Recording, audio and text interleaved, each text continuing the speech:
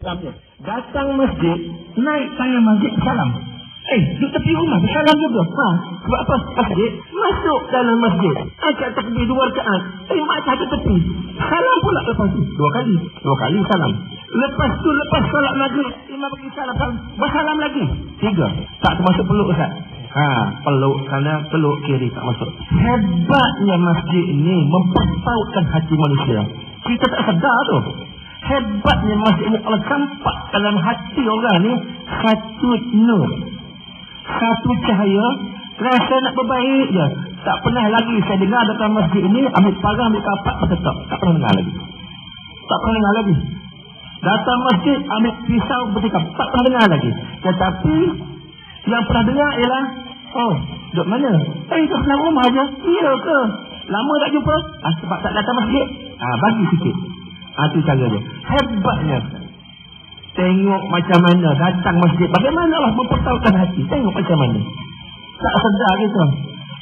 Kita buat majlis kahwin. Boleh imam angkat nikah kat rumah. Tak, nak kat masjid juga. Berkhatan. Boleh berkhatan hospital. Nak masjid. Sebab apa? Tak sakit kat masjid. Mana tahu. Mungkin sakit lebih lagi, kita tak tahu. Kenapa benda ni datang ni? Hadir dalam hati ni masjid. Hadir hati. Hebat masjid mempersatukan. Sebagaimana Allah Ta'ala cerita, puji akan satu masjid yang Nabi SAW mula-mula datang Madinah hijrah. Nabi berhenti satu tempat Quba. Allah Ta'ala puji, Bismillahirrahmanirrahim, lamasjidun ussisa 'ala taqwa min awwal yawmin ahaqqu an taquma fihi rijalun yuhibbuna an yatatahharu wallahu yuhibbul mutatahhirin. Muslimin dan muslimat, perkataan yang kita kena garis ialah ussisa 'ala taqwa. Sesungguhnya masjid yang dibina atas dasar takwa. Dari mula wujudnya sepatutnya kamu salat di dalamnya, di mana ada orang yang suka membersihkan dirinya. Allah Ta'ala kasih pada orang suka membersihkan diri, zahir dan batin. Tengok, apabila Allah cerita masjid didirikan atas dasar, atas ussisa 'ala taqwa, straight, terus mari dalam hati kita impression, satu gambaran takwa tersebut itu ialah rahmat yang menyatu padukan manusia.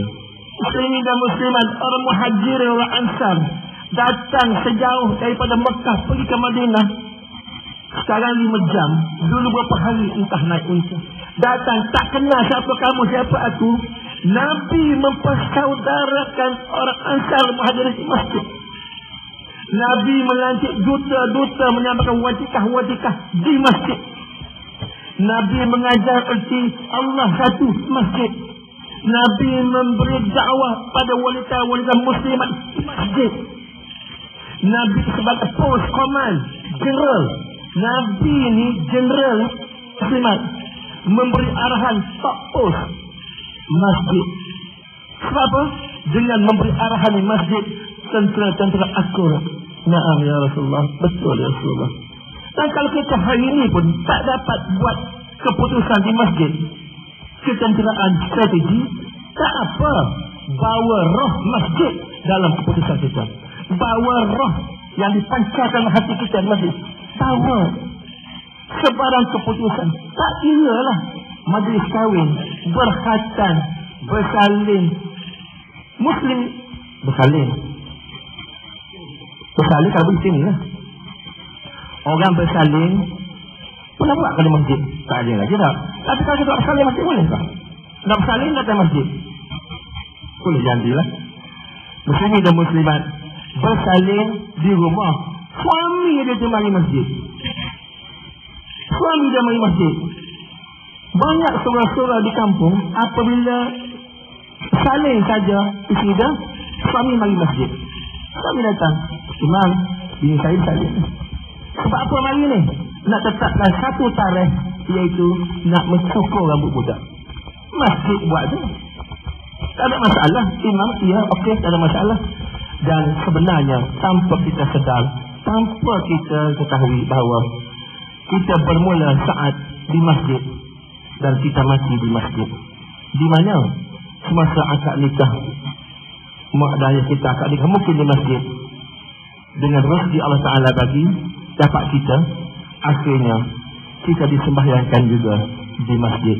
Malangnya kita tak ingat asal usul kita, tak kenal kita siapa. Maka kita ingat bahawa masjid ini tempat bercukur rambut budak, tempat tahnik, tahlil saja.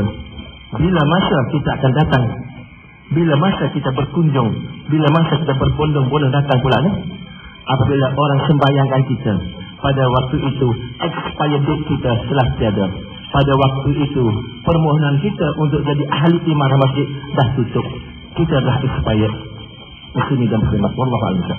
Terima kasih Ustaz atas pencerahan dan juga perkongsian ilmu bagaimana masjid menjadi ejen penyatuan hati kita, Ustaz. Terima kasih atas perkongsiannya. Masih lagi kita bersama-sama dalam forum bicara Adin Iklim FM di Masjid Kampung Kuala Pangseng ini. Dan soalan yang terakhir kepada panel kita pada malam ini, Ustaz Zulkifli, berkenaan dengan mengimarahkan masjid, menghidupkan masjid.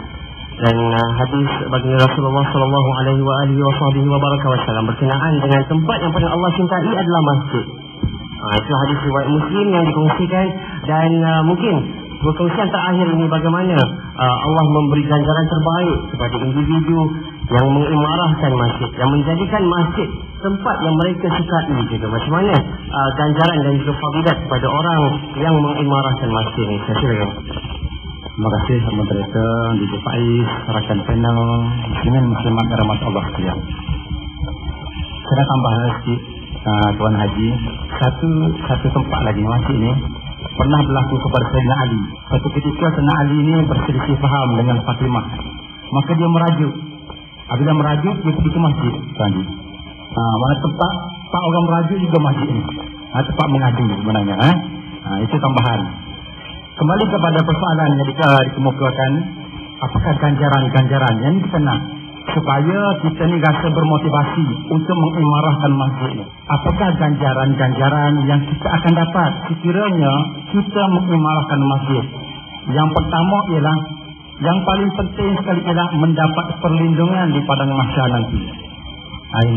Sebab di padang mahsyar tidak ada perlindungan melainkan perlindungan Allah Subhanahu wa taala. Yauma la zilla illa zillu. Tidak ada bayangan melainkan bayangan Allah, bayangan aras Allah Subhanahu wa taala. Ada 7 golongan. Rasulullah sallallahu alaihi wasallam kita ada 7 golongan. Antara dia ialah orang yang mana hati dia bertaut kepada masjid. Hati dia bertaut kepada surau, kepada balai sah, sebagainya. Itu tempat-tempat sujud. Ini yang pertama.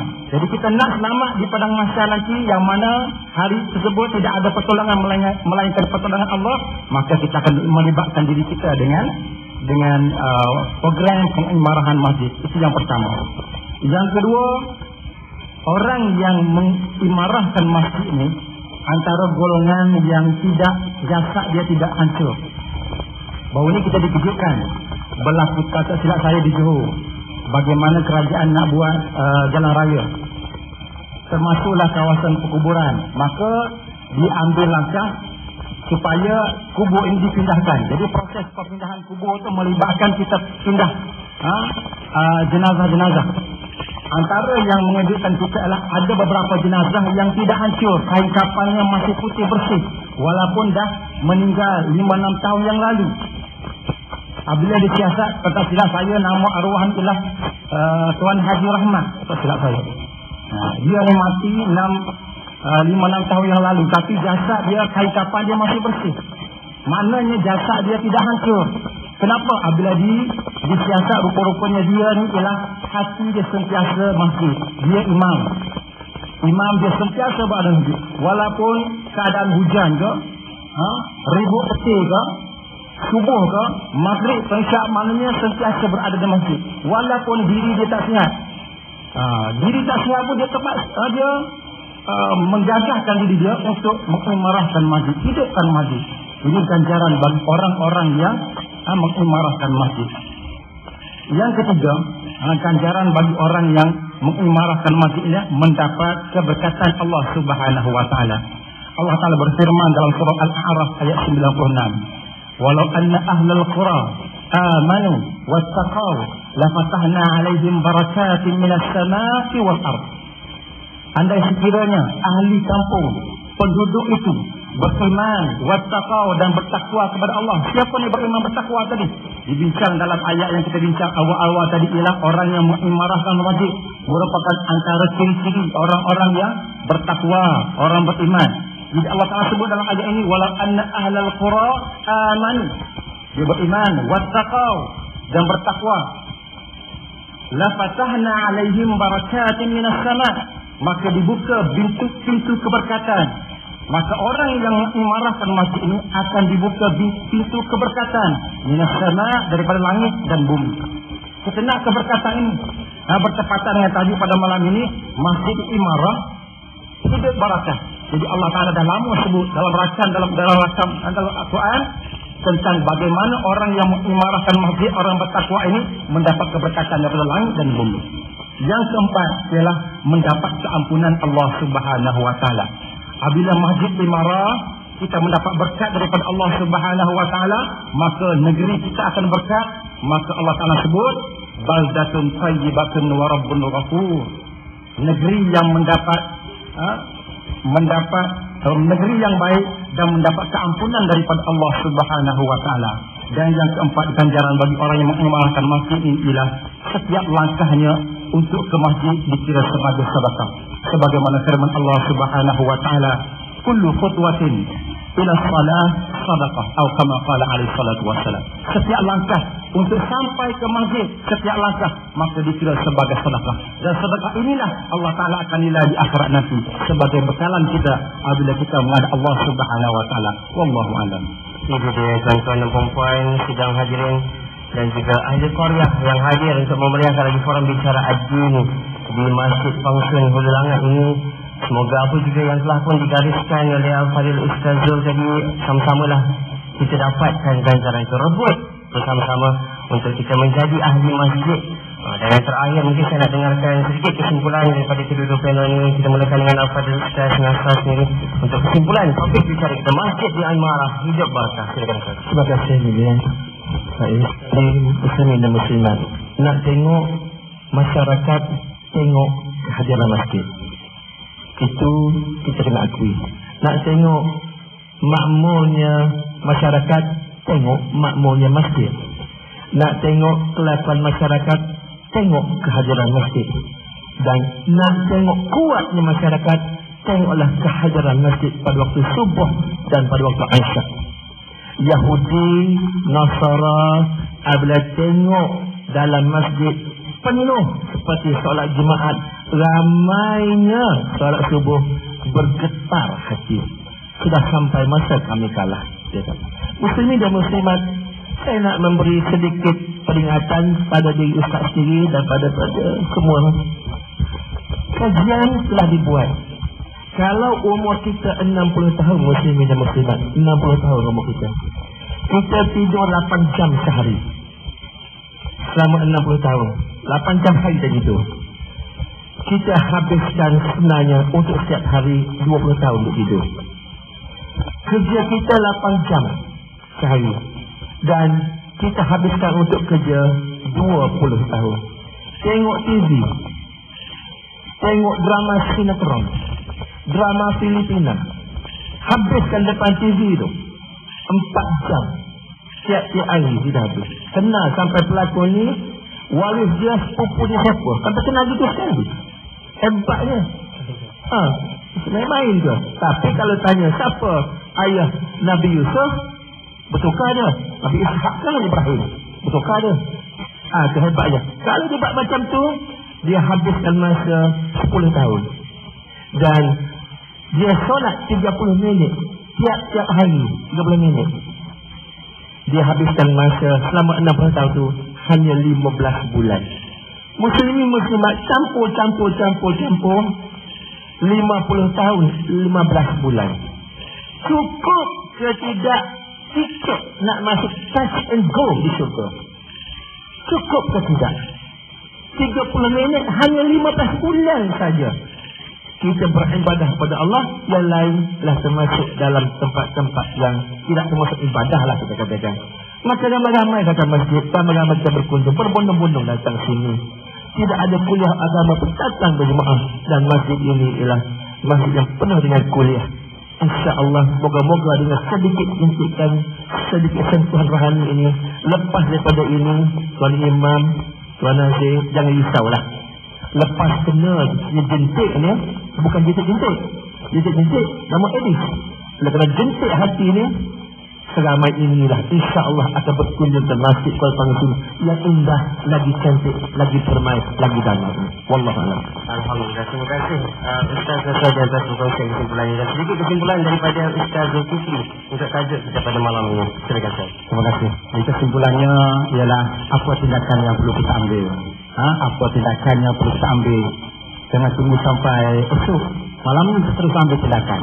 Kita rancang, kita segarkan hati kita, kita hidupkan, beri suntikan semangat, jentik semangat hati kita sendiri dan kita sebarkan kepada orang lain.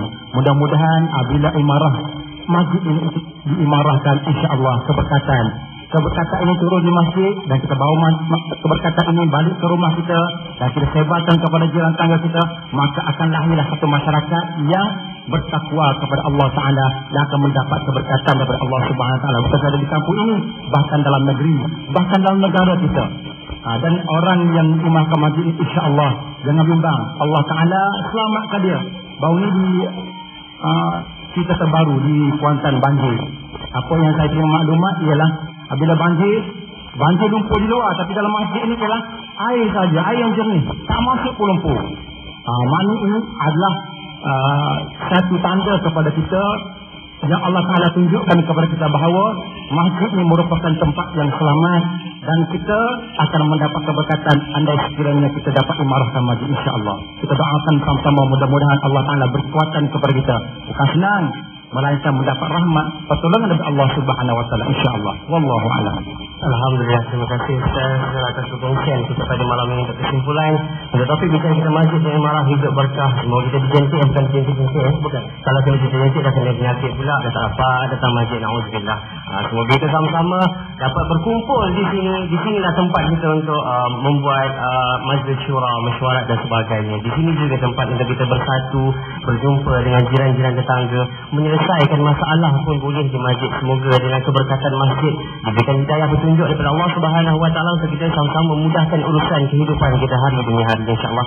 Dan saya doakan semoga saya dan juga ahli panel, juga seluruh ahli qaryah yang hadir pada malam ini, semoga hati kita sentiasa menjadi individu yang ingin sangat dekat dengan masjid untuk sama-sama sentiasa mengimarahkan masjid. Dan semoga kita tanamkan ayat yang kita bacakan di awal forum kita pada malam ini, semoga ayat itu menjadi sentiasa dekat di hati kita, tanam di hati kita, insya-Allah. Dan itu saja perkongsian kita pada malam ini untuk topik bicara dalam forum bicara Ajin IKIM FM di Masjid Pangsun Hulu Langat ini. Untuk topiknya Masjid di Imarah Hidup Berkah. Sekali lagi saya ucapkan terima kasih kepada Al-Fadhil Ustaz Muhammad Nasaruddin Hussein dari Jalan Kuala Lumpur untuk perkongsian kita pada malam ini. Juga terima kasih kepada Al-Fadhil Ustaz Zulkifli Yusof dari Tamasya Nanding untuk perkongsian kita pada malam ini. Semoga apa juga yang dikongsikan, sama-samalah kita muhasabah kembali diri kita, sejauh mana tahap keimanan kita, bersama-sama kita berada di masjid ini. Dan jangan lupa, mungkin ada keuzuran daripada rakan-rakan kita yang tak sempat berkunjung pada malam ini. Sama-samalah kita sebarkan ilmu ini bersama. Semoga ianya bermanfaat, berpanjangan sehingga ke akhirat nanti, insya-Allah. Dan juga terima kasih kepada ahli qaryah dan juga ahli jawatan kuasa masjid Kuala Pangsun Hulu Langat Selangor ini atas perkongsian dan juga penganjuran forum bicara Ajin IKIM FM secara bersama.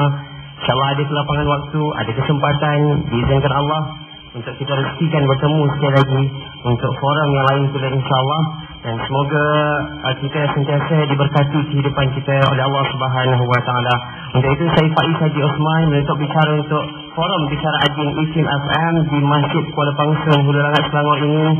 Sehingga kita berjumpa lagi. Wabillahi taufiq wal hidayah. Wassalamualaikum warahmatullahi wabarakatuh.